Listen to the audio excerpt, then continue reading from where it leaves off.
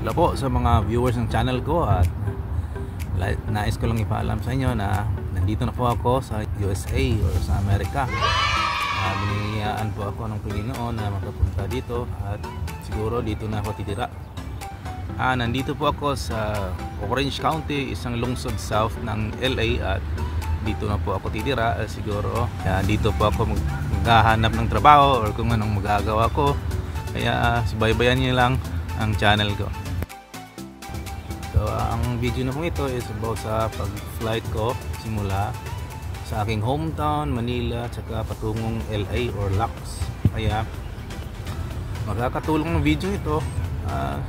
Siyempre kung saan kayo pupunta doon sa NAIA, lalong na sa mga taga-probinsya na papunta po Manila patungong LA. Ang aeroplano ng pinili ko ay yung PAL Boeing 777-300ER. At makikita nyo sa loob, pasensya na po, medyo shaky yung video ko kasi wala po akong magandang cellphone, at hopefully makabili na po ng bago. Siya nga pala, may nakalimutan akong sabihin, yung flight ko pala is direct flight kasi ang dami ko pong dala at meron po akong 3 gitarang dala, papakita ko sa inyo. At meron naman pong via Hong Kong, via Japan, via Korea, saka via Taiwan, pero pinili ko nang muna kasi ang dami kong dala. So sa susunod baka may via na po tayo. Okay? At panoorin nyo yung video ito. Ito po yung flight ko patungong Manila to LAX.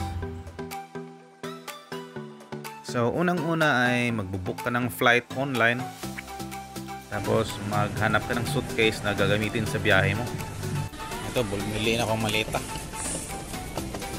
Tapos chinek pa sa nag-iisa kong anak na si Art kung matibay pa.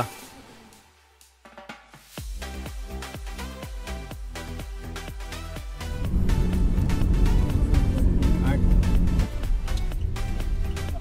Salahi Airport.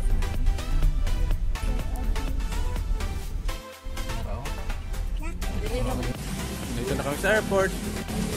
Ako lang isa. Hindi pwede magpasok yung hahatid. Kaya ako lang po pinapasok. Chinekin ko lang muna lahat luggage ko kasi matagal-tagal pa yung aeroplano yung anak ko. Ay, ang sarap pa dito. Ayan, nandiyan na.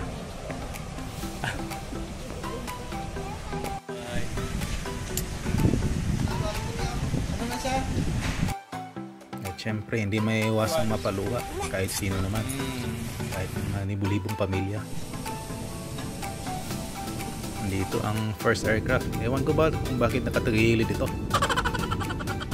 Kaya nandito na po tayo sa Manila after an hour and 15 minutes.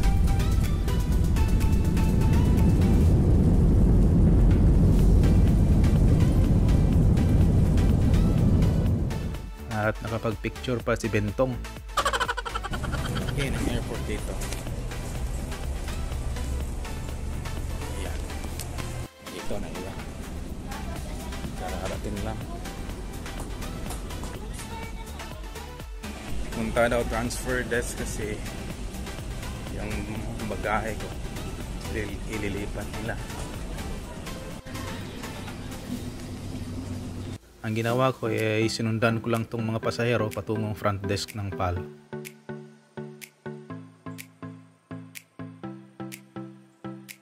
Pagkatapos makausap ang front desk ay pupunta na po sa bus transfer patungo dito. Transfer tayo ng Terminal 1, sabi ng babae, front desk. So ang PAL na po ang lilipat sa mga bagahe ko kasi connecting flight po tayo. Ito po ang lobby ng Terminal 2. Saka yung sa bus, buses to Terminal 1 nanti. Dito.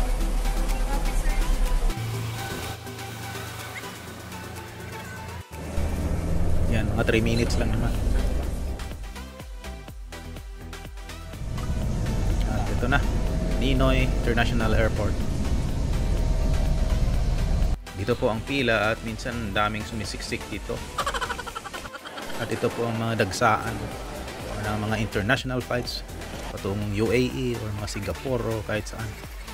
So punta na ako immigration kasi bawal na makalabas pero Doon na lang ako magtatambay hanggang alas 11 ng gabi. Alas 4:30 pa ngayon eh. Andyan. US Custom Borders, meaning po teritoryo na po ito ng US. Border na po nila ito. Walang nakapila masyado eh. Kukunti lang.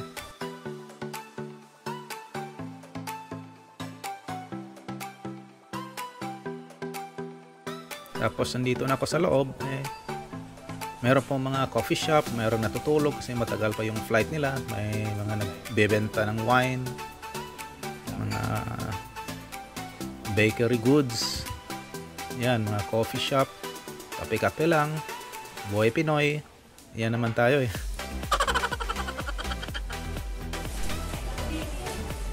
Daming foreigner dito. Ma'am, nasaan ba yung gate 6? Ayan sir, downstairs na. Okay, silang. Nagtanong ako sa babae kasi hindi ko alam eh. Ang daming gates po tayo.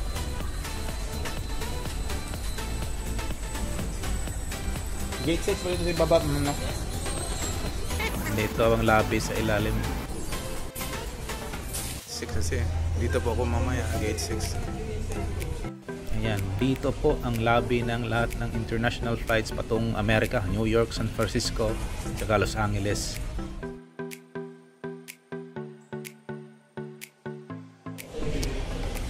Ito, kain.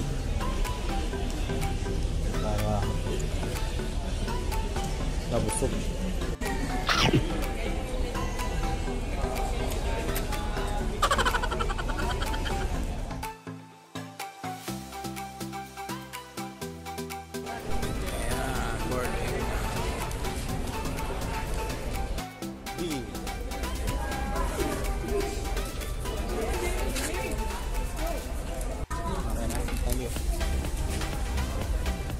Sa tagal-tagal kong hinintay kasi alas 11 pa yung flight eh, nakahanap tayo ng mga kaibigan. Wala akong melatonin, may iwan ko eh. Pero sige lang enjoy mo na lang. So kaya pila na sa gate ng PAL. Ito yung Boeing 777-300ER. Ang laki po ng aeroplanong ito. Hindi po siya katulad ng domestic.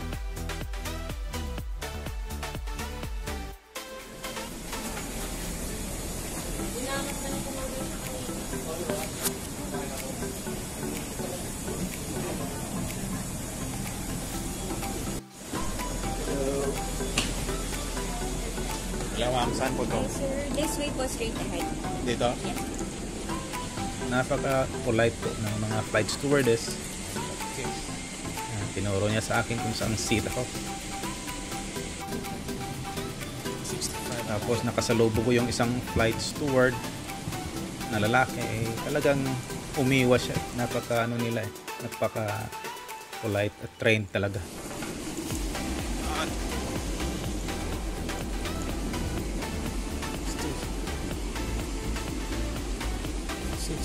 65A. This is 63, so 2 more down. Thank you. At sa wakas ay nakapag-upo na din. Ito po yung Ninoy International Airport. Mabibigla kayo mamaya kasi pareho lang sila tingnan sa Los Angeles.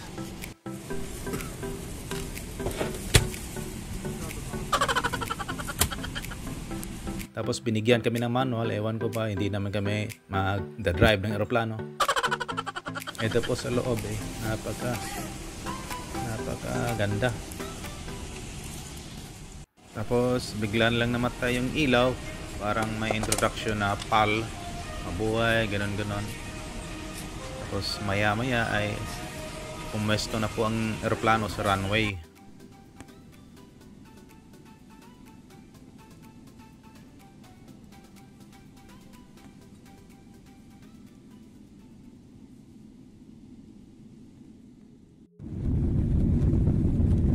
Ayan, nasa runway na po ang lakas. Ayan, napakanipis ng wing. Ang napansin ko lang is hindi po katulad ng domestic na medyo makapal. Mahaba at manipis yung sa international flight. Kaya lang yung camera ko ay kulang po ng quality.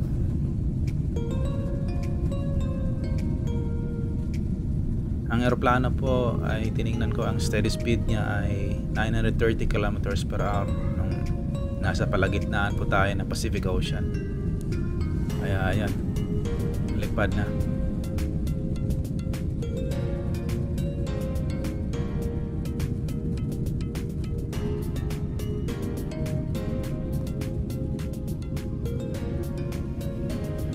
Ang sarap tingnan ng buong Manila.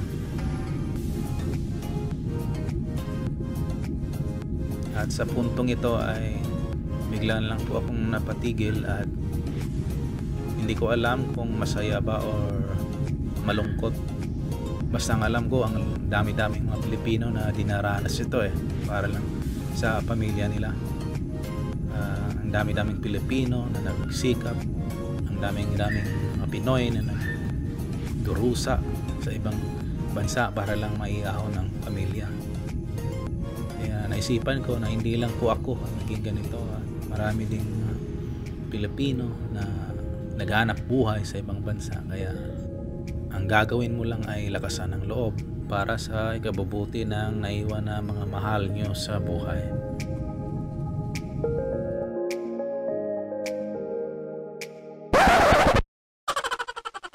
Nalaman ko sa kabilang pasahero na mayroon palang or merong map kung nasa na po ang eroplano sa daigdig. Kaya ito po tinatawag na Voyager 3D.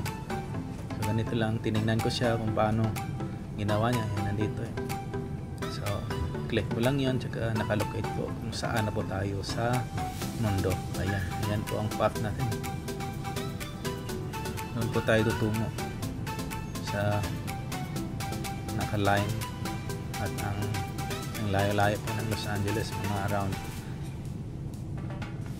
around 11,500 kilometers po.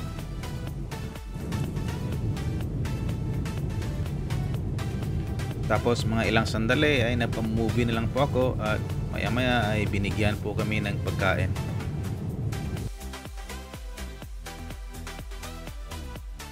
Tapos na bored ako sa kaka-movie. Siyempre ang layo pa rin. Nandito po kami sa Japan at dumating yung pinakakatakutan ko na hindi ko in-expect, ang turbulence. Cabin crew passengers, please refrain from going to the lavatories at this time. We are expecting air turbulence. Please fasten your seatbelt. Thank you. Nais ko lang ipaalam sa lahat na hindi ko talaga in-expect tong turbulence. Nagkataon lang po na ang biyahe ko ay ang daming turbulence, mga halos 6 na oras. Puro lang turbulence at meron kasi mga time na sa ilang araw ng buwan na nagkakaroon po ng hangin sa Pacific Ocean, kaya na timing lang po ang biyahe ko. Pinilit ko na lang sarili ko na hindi matakot kasi wala naman po tayong choice. Alam nga naman na lalabas ka ng aeroplano. Tapos ito po, sinili po yung CR. Ito po yung CR na plano, ang lit-lit lang pero compact. Tapos may ventilation sa taas. Tapos tataka ako kasi yung flash niya ay napakalakas. Testing.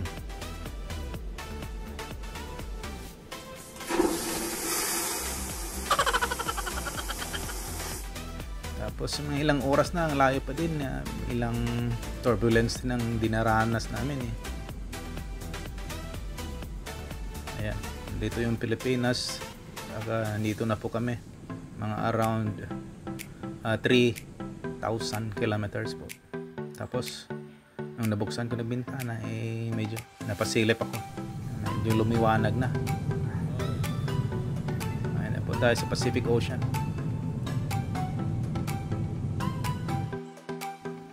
Malapit na. Tapos nung dumating kami ng Los Angeles ay gabi din.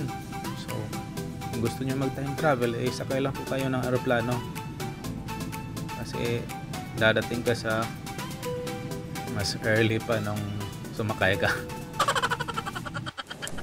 Tapos ayan na ang airport, pareho lang ng Ninoy Airport, yung LAX yung sinabi ko kanina.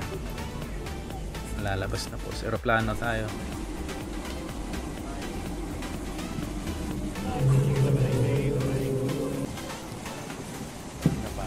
Sa Salamat at safe lang po ang biyahe sa lakas ng turbulence.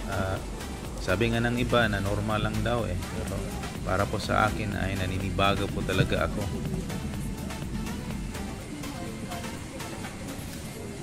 So ito yung business class.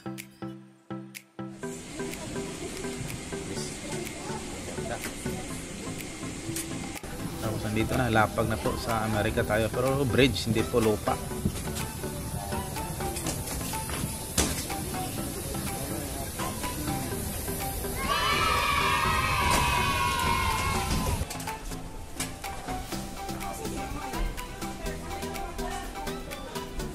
Ang ginawa ko din is sunod-sunod na lang. Yun ang tip.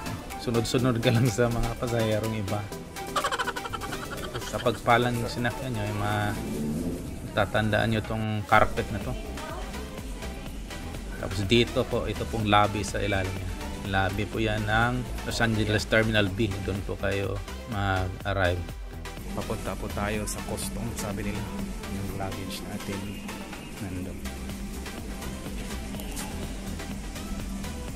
Napaka-iconic na elevator na po ito. Ang dami pong nabibideo dito. Doon po patungo po yan sa customs. So, US Customs, punta dito. Wala masyadong tao. Ito yung escalator na napaka-unique. Maglalakad ka pero nag-move pa rin. So, meaning, mas madali yung lakad mo. While moving. Ayan, before ng Customs and Border ay nagpa-picture pa ko sa mga kakilala lang sa aeroplano.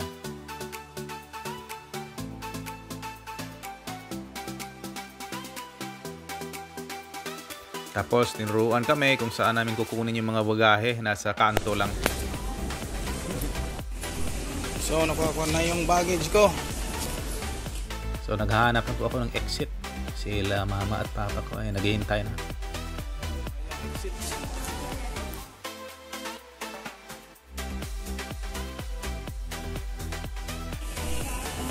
Yan, papalabas tayo. Dito sa Amerika. Malamig. Buti na lang may jacket. Ayan na po ang papa ko, ang mama ko. Here's my mom and dad.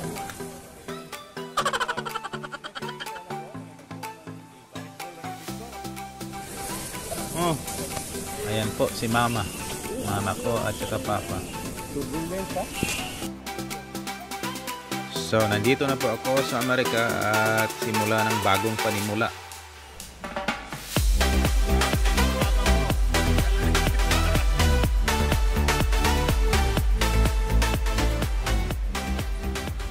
So ayan, salamat sa pagpapanood at simula ngayon sa bagong chapter ng buhay ko ay dito na po ako magbibideo sa Amerika. Kita-kita na lang po tayo sa next ko ng mga video.